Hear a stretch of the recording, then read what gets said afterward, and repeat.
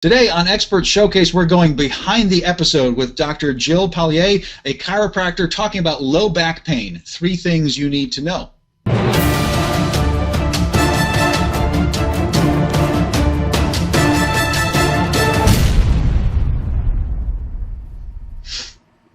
And there we are.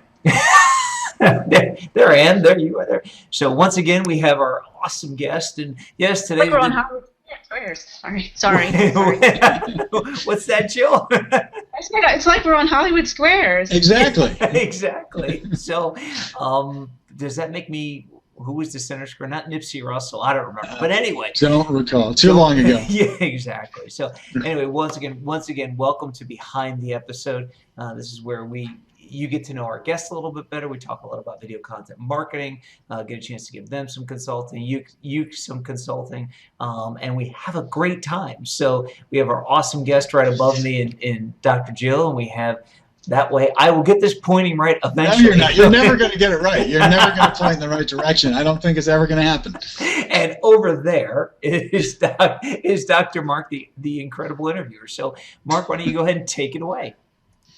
All righty. So, Jill, like we were talking about before, you and I are just going to have a little bit of a conversation about your background and what you're doing to promote your practice. Chris is going to be taking some notes while we're talking, and the audience can see his notes on screen. You and I can't see it, so we'll have to take it on faith that he's really taking notes. He's doing something over there. I don't know what.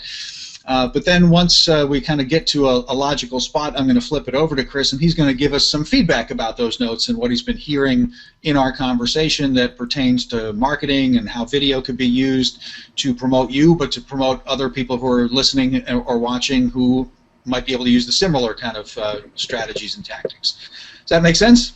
Sounds good. All right. So, Jill, tell us a little bit about your background. I mean, how did you get to be a chiropractor? Were you always a chiropractor? Were you born wanting to crack spines? I mean, how did you get here? Actually, I started out as a financial planner. I remember that. Yeah, this is kind of an interesting story. So do tell.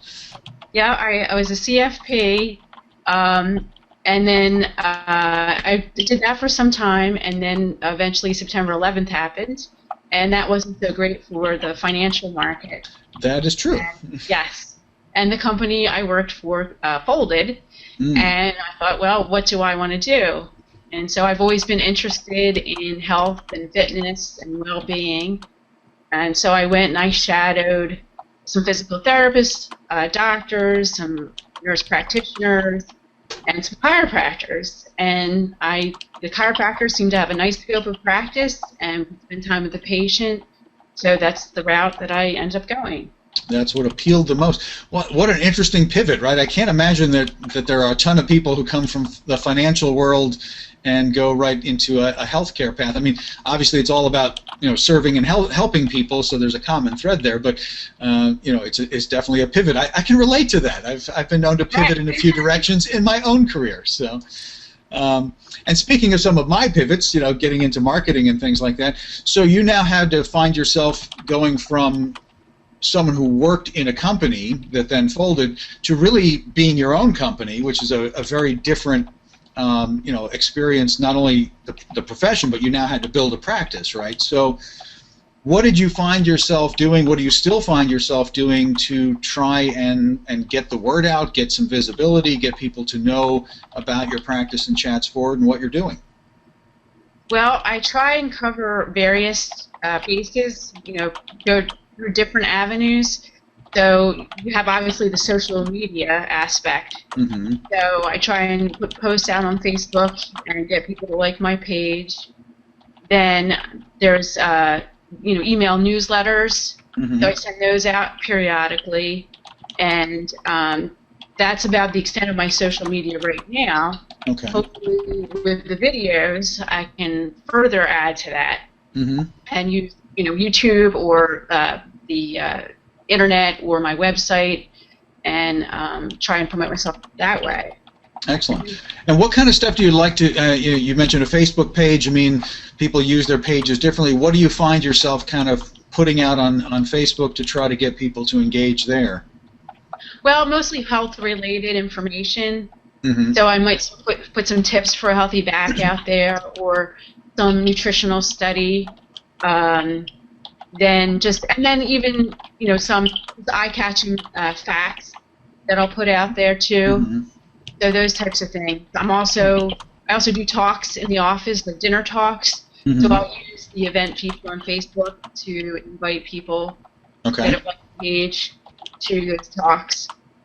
So you do kind of lunch and learns or dinner and learns, as the case may be, Right. kind of bring some people actually into the office so they can get kind of connected to you and the space and learn a little bit more about chiropractic, about your back, taking care of your back and things like that, right?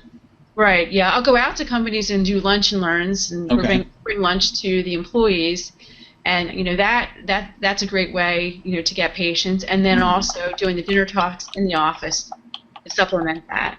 Okay. And we just created a video episode that we're going to show people in just a couple of minutes here at the end of this segment here. We'll play that for people. So, video is obviously another way of kind of getting the word out, creating content. Probably some of the same kinds of things that you're doing as posts on Facebook can be repurposed as literally content that you talk about or demonstrate. People are going to see in a minute. You even brought a prop, which is great. You're our first guest to bring a prop and actually manipulate a spine in midair. It's pretty cool. Stay tuned. You'll see that in a couple of minutes there. So we're going to, that's obviously the visual part that you could be demonstrating then in doing things like that. That's pretty cool. You mentioned a newsletter. I mean, is that I know some people have newsletters that they are kind of repackaging and using. Some people like to write their own newsletters. What do you do to create content or get content for the newsletter? Well, I do a little bit of both. I have a service, and then as well as I'll use one of the newsletter services to send out my own content. Okay. So it could just be an announcement of my dinner talk, or some networking function, or there could also be content in there about something that I think is important to convey to patients. So I have that, and then I also have the service that I use. Yeah, that's great, because I always worry when people just use the service, because it's often great information, but it's sort of generic. So I like to hear that you're putting your spin on it, because obviously you want people to connect to you. And even if you're reinterpreting some things that are from the service, I think it works well to kind of show your personality, your expertise, and get people attached to you. So I think that's great. So yeah, you're doing a lot of things. So you're getting some visibility out there. You're repetitively getting out there and sort of building some depth to what you're doing. That fits very well with the kind of stuff that Chris and I are always talking to our own clients about getting some visibility, then getting some depth that gives you kind of that credibility. And you always have the leg up over a lot of folks, because you get to wear a white coat. You have a prop that you wear, which honestly is very important. I mean, it is a credibility. The props are part of what creates a sense of connection, that people are like, yes, this is a professional. Some people don't get to have good props like that, so it's great that you get to do that, and you have a degree before your name. That always helps as well. So I'm going to flip things over to Chris and have him sort of play the role of coach consultant for us here and kind of feedback a little bit about what he's been hearing. Hopefully there'll be some good stuff that you'll get out of it, but I know that it's also for the benefit of our viewers who are kind of using you as an example at the moment and kind of vicariously trying to get some information here about what they could be doing. So Chris, what you got for us? Yeah, so thank you for interrupting my tweeting, Mark. I was just, I was over here live tweeting, but no, in all seriousness, great episode, Jill. It was fun. It was funny as you were going through the episode. I was off camera, and when you were, you shouldn't be sitting that long. I actually stood up and moved around a little bit. So this was a lot of fun. I too learned a lot, which I think is to your credit. So before we even get into what we heard this time, one of the things I think you have going for you is the fact that you were able to explain a very complex topic in very simple and easy to understand way, and you kept it nice and short and simple, and I believe anybody who's experiencing low back pain should stick around and watch once we're done with the behind the episode, so you can watch and get some more information. And especially if you're in the Philadelphia and surrounding areas, you're going to want to reach out to Dr. Jill and look her up and get an appointment, because you're going to find she's very personable, and it came across very well on the show. So great job on that. Chris. You're welcome. I must admit, I reacted because I didn't hear, I've never heard the story, or at least you might have told me and I might have forgotten, About the financial background? about going from a financial planner, yeah, to you know, to a chiropractor. So I admit I reacted. I was like, wow, I was shocked. But here's what I want everybody listening, especially you, the purple couch. Yep. The purple Mark, the girl on the purple couch is back again. She loves us. It's got it, you know, it's, you know, um, what was interesting was that you had one career set out for yourself. You were a financial planner. And even though the company you had the company you worked for folded because of September 11th and everything, I'm going to guess you were good at your job only because I see how good you are at chiropractic, and I believe that, you know, somebody who's good at building their own business and has found, you know, was probably good at what they did in the past. So I'm going to guess you were a good financial planner as well. So company folds through no fault of your own, and you finally had that moment that a lot of coaches and consultants, chiropractors, and people like that have, which is, what am I going to do now? And you did something that most people do not do, which is you said, I kind of know what I want to do, but I'm not exactly sure. So rather than spend thousands of dollars getting certified or going to school or everything, I'm going to go and shadow people and figure out which piece of the healthcare industry I like and what piece I want to, you know, I want to go into. So I want to commend you on that, because most people don't do that. I think if more people did, you know, there would be less, you know, jumping around. So I do have a quick question about that, though, that I believe will help everybody else watching, is when you made that decision and you said, I think I like something in the healthcare field, but I want to go out and shadow people. You know, I know, I mean, granted, you're only 21 years old, so it can't be that long ago.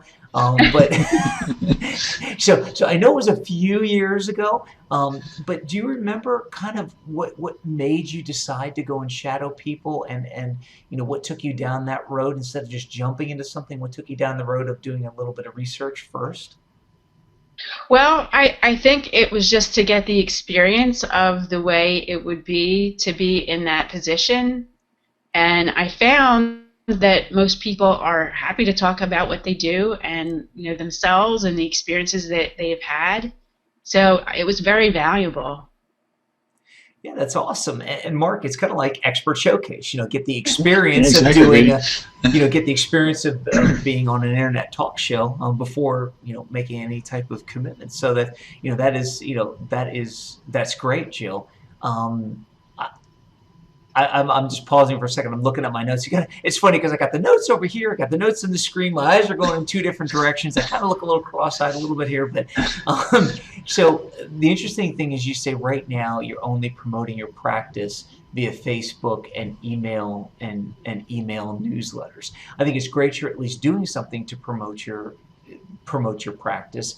Was there any, you know, I know I'm putting you on the spot here, we didn't tell you we were going to ask you this, but was there any conscious decision to decide on Facebook and email newsletters, or was it just the fact that, hey, they're there, it seems like where everybody's hanging out, let's go ahead and do that? Well, it's been, you know, recommended that you get on social media. So Facebook was the one I was most familiar with. I'm not on Twitter. I'm not really familiar with that. So that's probably why I went to the Facebook. And then, you know, they have those services where you can send out email newsletters.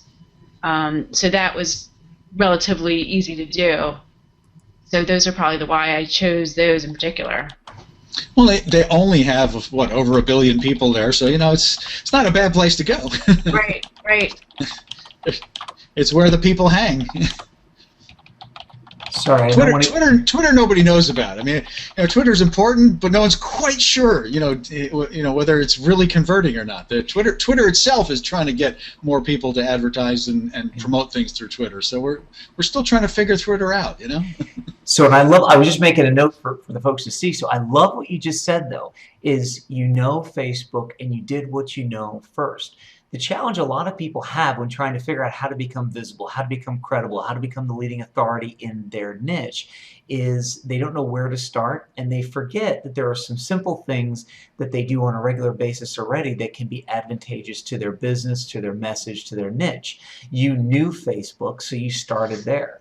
It's amazing to see how many people think it needs to be harder than it actually does. And they forget, oh, well, wait a minute, I'm on Facebook every day. Why don't I just use Facebook? And sometimes they don't, because they don't want to feel like they're pitching to their friends and that sort of thing. And one of the things that we tell people is, I'll say get over it. It's funny, if you watch other videos, you hear me say get over it a lot. It's because I had to get over a lot of things. But the fact of the matter is that when you went out to Facebook, you knew Facebook, you already had some friends on Facebook, and you really weren't pitching. It's just like, hey, I've got a business, by the way, if you need chiropractic, come to me. So that's great. And that's a lesson for everybody else to take away as well, is when you're going to start to build your visibility, your credibility, and authority, take a look at what you're already doing and figure out what you already do that can also be utilized in your business. Speaking of visibility, credibility, and authority, as Mark had said, you have already started. You're doing your dinner and learn, your dinner talks. That's what I'm looking at my notes. I'm going dinner and learn. Breakfast and learn. You just had the whole show. You had me at dinner.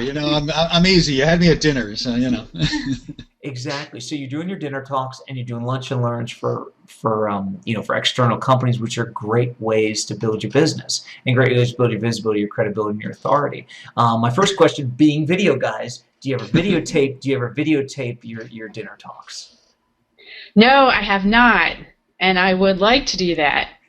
I just have to work on getting the camera and then setting it up. So I haven't really gotten quite there yet, but that is an excellent suggestion. Cool. And I say cool because it's good that you know that that's an area you need to go, because you're building content on a regular basis by doing those. Here's the beautiful part.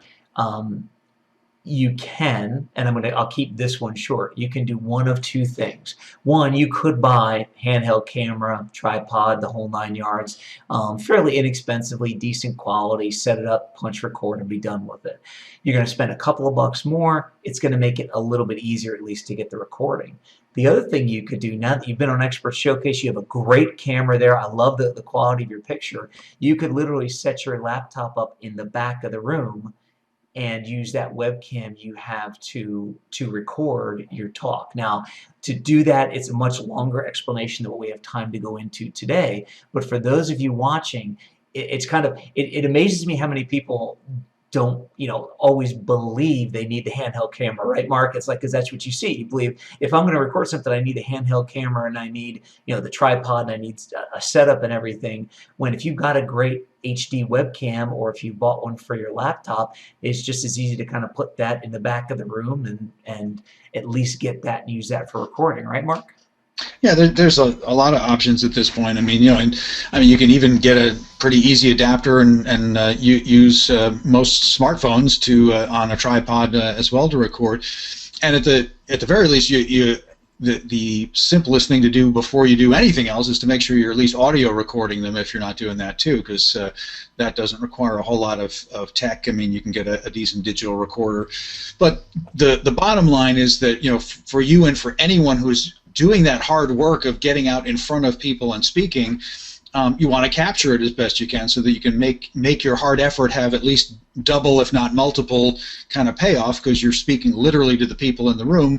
But if you can capture it, now you can put it out there on the web, on Facebook, you can send out clips of it to your newsletter list, essentially, and give them other ways to kind of interact with you. So it's great stuff to grab and capture. So we can talk more about ways you can capture it as well. So that's a great idea, and I have a talk coming up on the 31st of March. So yeah, we should talk about that. Absolutely.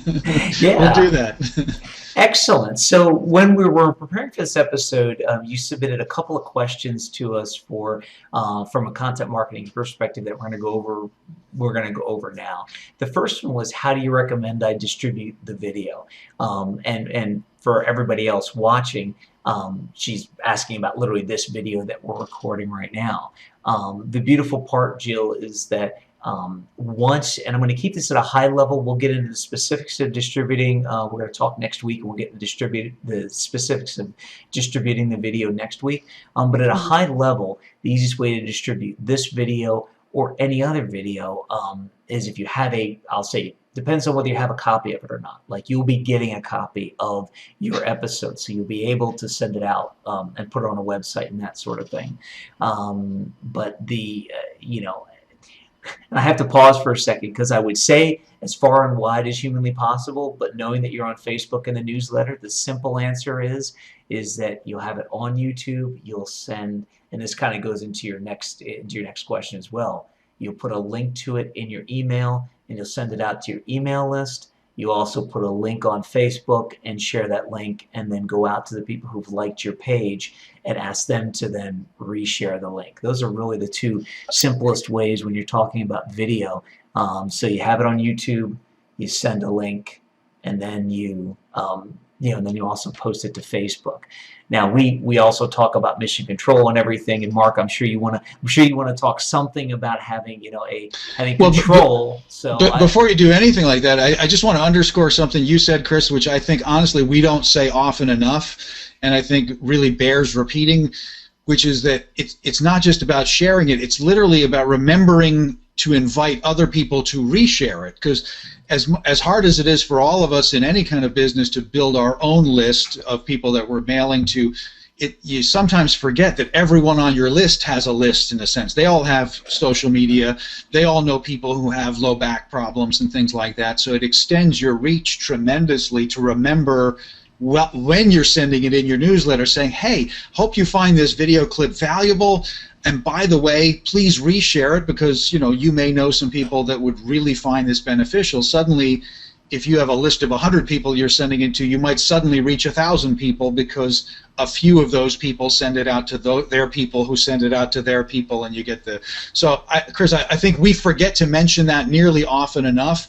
So I think it's worth reinforcing, hey, don't forget there's a whole other layer to the people you're reaching, and invite them to please share, Yeah, Mark, you're 100% correct, because we focus on driving traffic. I mean, as a side note, we focus on driving traffic to your site. So I'm going to take this one step deeper for people, and just going to be real quick, but for people who have their own website and who have a place to store it, or who regularly blog, what we recommend is you store the initial video on YouTube, and then you put a link on your site in a blog post to that video, and then you share that blog post to your link. You share that blog post to Facebook, so that you then drive traffic back to your site, because then once people come there, they watch the video, and then you will hope that they watch other videos and they get to know you a little better. So yeah. The ultimate way of doing all this is putting the video on YouTube. Step one is putting the video on YouTube. Step two is creating a blog post about it on your website. In that blog post, step three is embedding the video with a link in that blog post. And step four is distributing it out to as many social media channels as you have. Step five is sending an email to your list with a portion of that blog post enough to entice them to go finish reading it and watch the video, and then sending out that email. So that's pretty much the 5 steps. Kind of all make sense, Jill? Yes, it does. It really does. I think I have the ability to do a blog on my website, too. Yeah, it's a great way to kind of give people a reason to keep coming back to visit your website, is to have something new and fresh for them to come and learn. So, yeah. Yeah, and the two things we always talk about is, one, you want to drive traffic back to your site for them to get to know you better. But two, the reason you have all of this, I'll say, stored in a way on your site is so that you have control over it. We've all known people who've done completely legitimate things and have gotten a YouTube channel shut down, or a Facebook, account shut down. And if they didn't have at least some control over it by having at least the post stored locally on their own blog site, and then have access to the video stored in a backup somewhere, they would have lost lost everything. So it's a combination of safety and being in control, along with driving traffic back to your website to get people to know you better. So one quick question about that, Jill, and I'm not sure how it works for a chiropractor, But do you offer any type of free consultations or any type of like first visit free, or 10-minute come in and talk to me for 10 minutes to see if your back's out of alignment or something like that? Do you do anything like that in your practice at this point? Sure, I do offer free consultations. As a lot of people aren't really sure what chiropractors do. I mean, they're familiar with the term, but they don't actually have a good sense of what we do, and they might have some fear built up. So if someone wanted to come in and talk to me and say, "Can you help me?" I'm more than willing to do that. So the reason and that's awesome, the reason I bring it up, and it's funny, what you just said is so to the point, Mark. Before I really go down a complete rabbit hole, I'm going to make this comment, then throw it back to you guys, because I feel the rabbit hole coming. But what you just said is so incredible in that 30 seconds. It's awesome, the word of the day. We're going to have a new word of the day. But you said people don't understand chiropractic, so they call you to want to talk to you. Well, if you had more videos out there, they could watch your videos and understand it, and then instead of you taking your valuable time to talk to them on a one-on-one basis, they could be watching the videos and come to you and say, I'm ready to get chiropractic. It's the same thing if you're a coach or consultant watching this in your business. The more videos you put out, the better people understand you, the less time you have to spend securing that prospect, and they're ready to call you. The second thing I wanted to point out is, because you're ready to offer free consultations, here's what you can do with this or any other video. You get them to your site, and then in the video or on the page, you say basically, here's, because you watch this video, I want to give you a free consultation. Or take this next step and I'll give you a free consultation. So he uses what's called lead generation. So they come, they watch the video, they see your blog post, they watch the video, then they get a reward of a free consultation after it. It's just one more way to help to take this video media content, this mini media properties, so to speak, and and end up generating more business for you. Kind of makes sense? It does. That's great. Cool. Well, Mark, I'm going to throw it back up to you and Jill for any last things before I take people through what they need to do next. Sounds good. Well, Jill, it really has been great having you. Like I said, we're going to start a whole bunch of new traditions here. We're going to require that every new guest brings a prop, because I think that's pretty cool. But really, I mean, I've learned a lot here, and I think that's really kind of the point for you and for everyone to kind of take away, is that the beauty of doing content marketing is that what you get to do is teach people how to use your services, and that's part of what Chris was just saying. By doing that in the newsletter, in what you put on Facebook, in video format, you have people coming to you then at a higher level of readiness to just roll up their sleeves and get busy using the service rather than just learning about the service. So all very good stuff. But I learned a lot. I hope you enjoyed being with us today. Any last thoughts before we give it to Chris? I did learn a lot as well. So I appreciate suggestions, and I hope to be able to put them into practice. Excellent. All right, so Chris, why don't you wrap us up, and let's get to showing Jill's episode to people, because I know there's a lot of people sitting on their sofas over there with bad backs right now. So let's not let them suffer any longer. I can see the guy on the black couch. He's rubbing his back right now, and he's begging to get to the slow back. So he wants you to wrap it up now. Yeah, exactly. So first of all, thank you for making it to this point, and you want to stick around and watch Jill's episode on lower back pain. Even if you don't have lower back pain at this point, her episode is going to help keep you from having lower back pain if you follow what she talks about.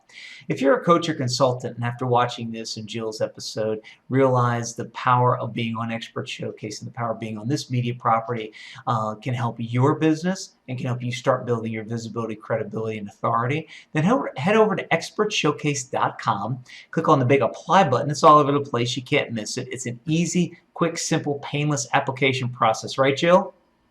Right. One stand off. Excellent. And that's coming from something. It's just like an adjustment. It's quick and painless. Exactly. So it's going to be quick and easy. Take less than 2 minutes, fill out the application. Send it to us. We'll take a look. If we feel you're a good fit, we'll bring you on as the next featured guest on the Expert Showcase. And finally, if you're a coach or consultant and realize that the power of building visibility, credibility, and authority through a vehicle like video content video content marketing and building a media property like this and being on an internet television show or having your own internet television show is going to help you in your business, once again, push your visibility, credibility, and authority forward. Then you want to head over to VideoContent.Agency, check out the services page, check out the authority, visibility, and credibility packages that are there. Reach out to us and let's see if we're a good fit to work together. And until next time, Mark, I'm going to roll the tape. Today on Expert Showcase, Dr. Jill Pagliei talking about low back pain, 3 things you need to know.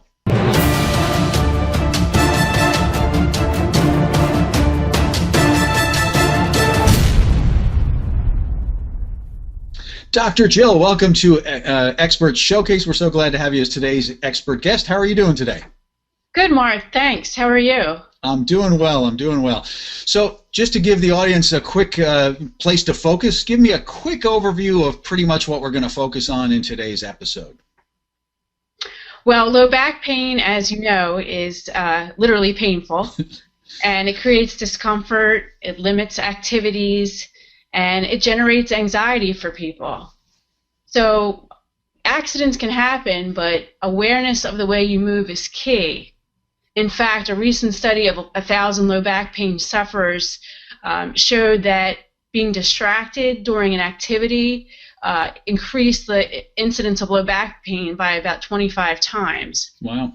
Yeah, so it's important to be focused and aware of the way you move. So we're going to talk about how to reduce back pain now and then how to reduce it from recurring in the future.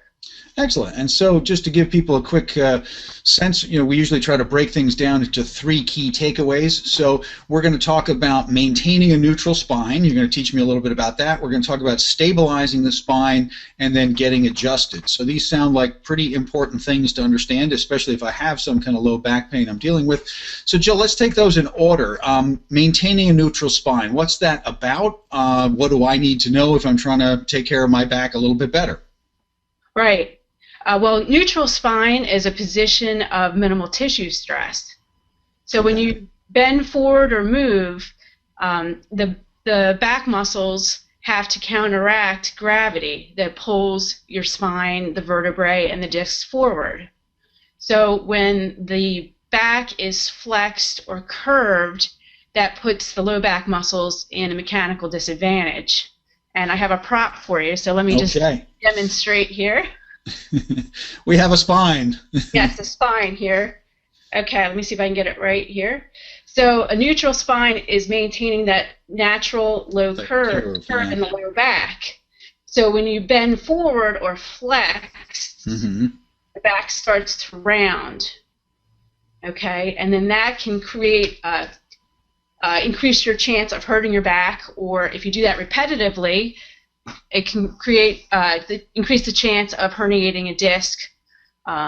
It's actually the most common way to herniate a disc is repetitive flexion, especially if you're going to your end range or if you're carrying a load. So you want to maintain a neutral spine whenever you're doing a task, whether it's doing squats at the gym or picking up your toddler or pushing a vacuum. You want to try and maintain a neutral spine.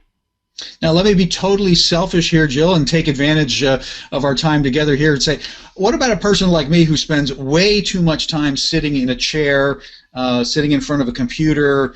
I do have some bad habits, especially if I'm working on, some video editing or something. I'll start to kind of, curl over a little bit here. I mean, what am I doing to my spine? and where am I? I'm probably nowhere close to neutral spine when I'm doing that, am I? Right. Well, if you have back pain currently, you want to minimize the offending posture, which is usually flexion, bending, sitting. So you want to minimize that sitting by getting up periodically. Okay. If you're at your desk watching TV, whatever it is, you want to stand up, reach overhead, extend backwards. Okay, so go back in the opposite direction and kind of get things back where they should be. Exactly. Okay. Yeah, it's good to take micro breaks from sitting. 20 minutes is ideal, but at least try and take them periodically so that you can kind of counteract the effects of sitting all the time. So every time I get up and go to the refrigerator, it's a good thing. I'm taking care of my spine. I may not be taking care of my gut, but I'm taking care of my spine. Excellent. Right, Okay, so right. maintain a neutral spine is obviously really important. So you also then said that, you know, working on stabilizing the spine is a really important thing. So tell me about that. What do I do to stabilize my spine, especially if I have any kind of low back pain that I'm dealing with? Well, you would stabilize the spine by engaging your brace. And what that really means is a light contraction, about 10% of the abdominal muscles and even the low back muscles. So like tightening everything up a little, not like super clenching, 10% of just kind of tightening up the muscles a little bit, is that right?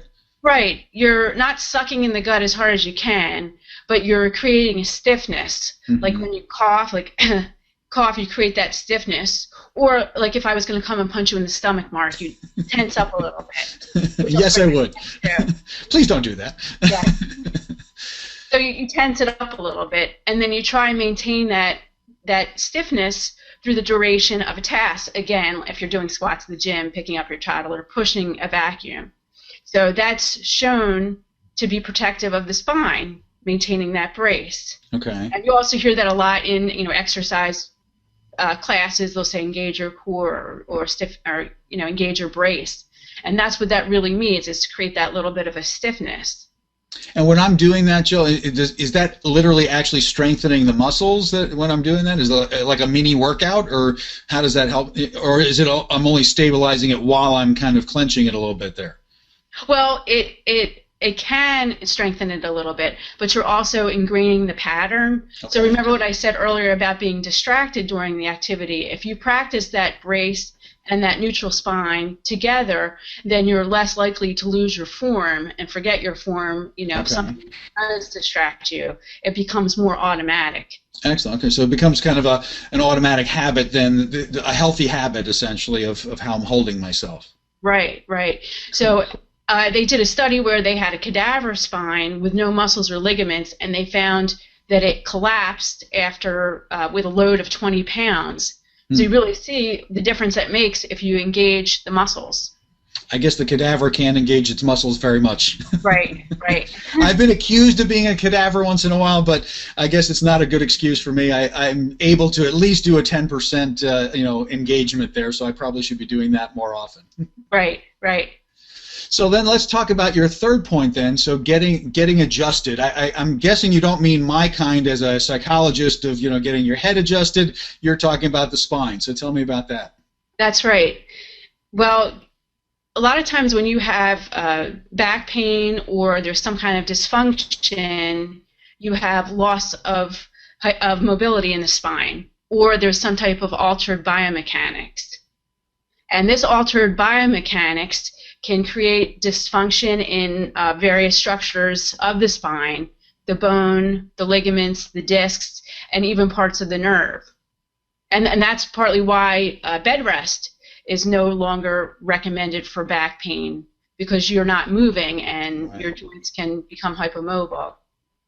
So the way the adjustment addresses this is kind of twofold. First, let's talk about nerve receptors. You have mechanoreceptors, which are nerve receptors that sense motion and movement and where your body is in space. Then you also have nociceptors, which are nerve receptors that sense harmful stimuli. And these stimuli can be perceived as pain when they reach certain parts of the brain. Okay. Now, the nociceptors can be stimulated even when you're not having pain. Okay. And that's sometimes why when you pick up that pencil, it's not heavy, but then all of a sudden you have pain afterwards. It's not necessarily that pencil, but there was something going on prior to, and that just pushed you over the threshold. Okay. So the mechanoreceptors that sense the motion can function to inhibit the nociceptors. Interesting. So if they're working properly, they can actually reduce your perception of pain. And the reverse is true. So if you have a hypomobile joint, or the biomechanics are not functioning properly, they're altered, then your mechanoreceptors aren't firing quite properly. And that can diminish their function and actually increase your perception of pain a little bit. Wow, that's really interesting. So yeah, I'm completely unaware of that whole sort of mechanism there. So by engaging one set of nerves and sensation, I'm actually blocking out one that might be getting almost like too loud if the other one isn't there. I mean, my pain sense is actually getting too sensitive, right? Probably a good analogy. And then what the adjustment does is it addresses the hypomobility by increasing the range of motion, and then helping to facilitate the biomechanics. And then that, in turn, stimulates the mechanoreceptors, which can inhibit the nociceptors. And that can help reduce the pain right now. The adjustment can affect your nervous system in a way that you might not be able to yourself. And so that can help your pain right now. And then secondly, because hypomobility and altered biomechanics can accelerate degeneration and arthritis and things like that, by getting the adjustment, you may be reducing your chances of these things in the future. Excellent. And obviously, to state the obvious, I'm assuming the getting adjusted part is literally what I come to you for. This is literally the chiropractic adjustment that we're talking about. It's not something I'm doing myself. It's an intervention that I'm coming to you for professionally, right?